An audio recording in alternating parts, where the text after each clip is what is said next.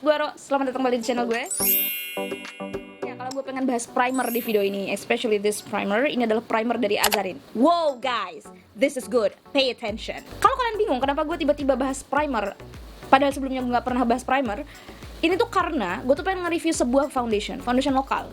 Tampilannya tuh bagus banget, tapi ketika pertama kali gue coba, gue nyadar kalau foundation itu tuh kurang bagus di pori-pori. Nah kebetulan ketika gue ngetes foundation itu, gue juga lagi ngetes si Azarin ini. Tiba-tiba gue kepikiran, wow, kalau gue kombinasiin foundation itu sama primer ini, it might work.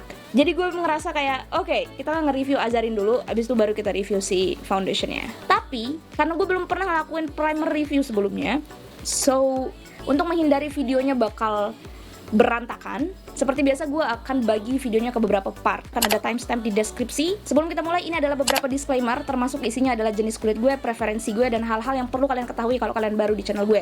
Kalian bisa pause videonya untuk baca, atau kalau kalian udah cukup lama ngikutin gue, kalian gak perlu baca, langsung lanjut videonya aja. Ini adalah Azarin Hydra Veil Primer Serum. Mereka ngeluarin dua jenis dari primer ini, yang Matte All Day dan Let It Glow. Harga normalnya di e-commerce gue cek sekitar 80 ribuan dengan isi 20 ml. Tapi ketika diskon gue pernah ngecek di Shopee Mall-nya ya, sekitar 40 ribuan. Jadi mungkin kalau di reseller sekitar 50-60 ribuan gitu. In my opinion, that's still affordable, masih harga produk lokal. Produk ini tentu saja sudah terdaftar di BPOM, Bumil dan Busui friendly, dan ini aman untuk digunakan di semua jenis kulit. Itu klaimnya, dan juga setelah gue cek juga nggak ada ingredients yang bikin lo terlalu sensitif. But this is the list of the ingredients in case you need it. Kalau kalian bingung perbedaannya apa, let me break it down for you. Ini adalah beberapa perbedaan dari dua jenis primer ini. Yang matte My Day definitely untuk orang-orang lebih suka finish makeup yang matte, finish primer yang matte, you go with this one. Buat kalian yang lebih suka finish yang glowing, go with this one. Perbedaan dari dua primer ini, selain dari finishnya, adalah dari fungsinya tentu saja. Karena ini matte, jadi dia lebih concern ke arah pori-pori, untuk ngisi pori-pori, bikin tampilan kulit kalian lebih halus.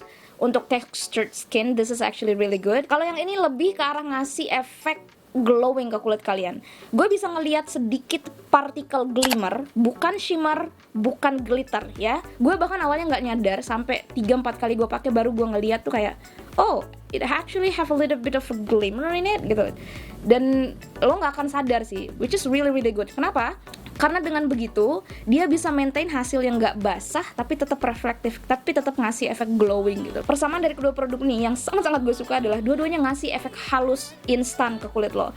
Persamaan lain yang gue bisa lihat adalah dua-duanya punya benefit skincare. Itulah kenapa namanya adalah primer serum. Ini adalah beberapa key ingredients dari dua produk ini yang ngasih dia efek skincare-nya tuh dapat tuh dari sini. Kalau kalian bingung ini produk tuh dipakai kapan, don't be alarmed, gue juga awalnya bingung. Makanya yang bikin gue lama nge-review produk ini tuh karena ini produk sebenarnya maunya apa? Lo mau jadi serum? Apa mau jadi primer? Ini tuh sebenarnya hybrid produk gitu, produk hybrid. Jadi dia sebenarnya itu adalah primer. Jadi letak dan penggunaannya itu setelah sunscreen, sebelum foundation atau BB cream atau cushion kalau memang kalian pakai cushion. Jadi urutannya skincare kalian, terus tutup dengan sunscreen, baru primer, baru foundation, makeup, BB cream, atau dan seterusnya kalian kerjain makeup. Jadi dia setelah kalian pakai sunscreen. Karena ini adalah silicone based primer, jadi primer silikon yang ngisi pori-pori. Metode aplikasinya lebih ke arah dipijit, jadi bukan digosokin. Gue lebih tertarik sama yang ini karena hasilnya matte gitu ya. Dan gue juga preferensinya lebih ke yang ini, jadi gue nge-wear test yang ini aja.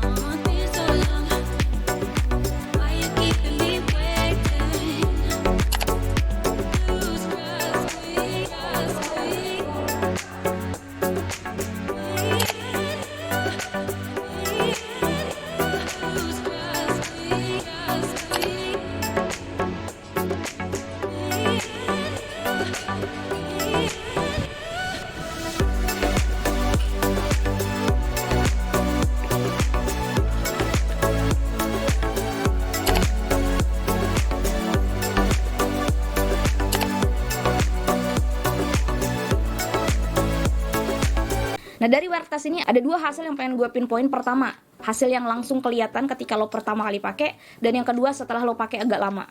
Hasil langsung yang akan kalian lihat setelah kalian aplikasikan itu adalah kulit kalian akan matte, daerah yang kalian pakein primer itu langsung matte. Jadi sesuai sama deskripsinya. Yang kedua, dan ini sangat-sangat bagus menurut gue, adalah bagaimana dia ngeblur pori-pori. Gue tuh pori-porinya sangat kelihatan di samping hidung dan pipi sini. Dan kalau foundation yang nggak bagus, ini tuh langsung bakal kelihatan kayak berlubang gitu loh. Paham lah ya, kalau kalian punya pori-pori besar, kalian pasti paham maksud gue. Nggak akan hilang gitu langsung tiba-tiba kulit lo kayak Tasya Farasya gitu, nggak kayak gitu ya.